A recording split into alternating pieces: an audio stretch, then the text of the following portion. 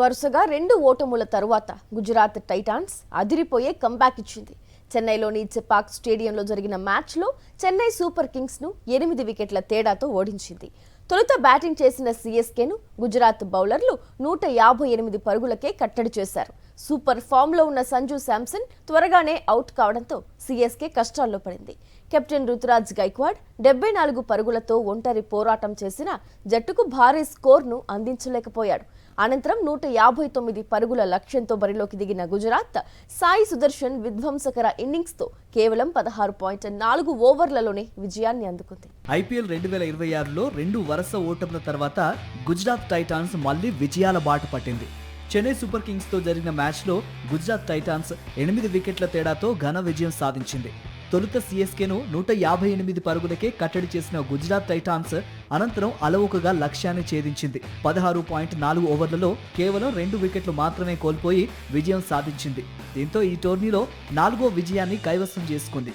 చెన్నైలోని ఎంఏ చిదంబరం స్టేడియంలో జరుగుతున్న ఈ మ్యాచ్లో టాస్ గెలిచిన గుజరాత్ టైటాన్స్ తొలుత బౌలింగ్ ఎంచుకుంది.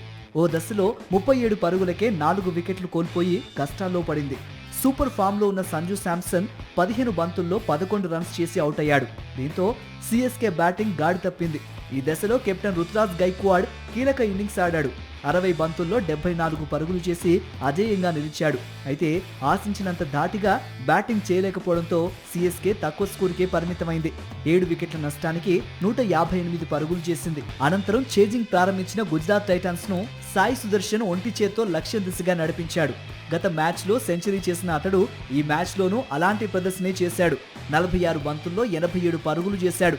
జాస్ బట్లర్ 30 బంతుల్లో 39 రన్స్ చేసి అజేయంగా నిలిచాడు. దీంతో గుజరాత్ టైటాన్స్ 16.4 ఓవర్లలో 2 వికెట్లు మాత్రమే కోల్పోయి లక్ష్యాన్ని ఛేదించింది. ఈ విజయంతో గుజరాత్ టైటాన్స్ పాయింట్స్ టేబుల్లో 5వ స్థానానికి చేరింది. మరోవైపు చెన్నై సూపర్ కింగ్స్ ఈ సీజన్లో 5వ పరాజయాన్ని మూటగట్టుకుంది. ఫలితంగా పాయింట్స్ టేబుల్లో 6వ స్థానానికి పడిపోయింది. వరుసగా 2 ఓటముల తర్వాత ఈ మ్యాచ్ ద్వారా గుజరాత్ టైటాన్స్ విజయాల బాట పట్టింది.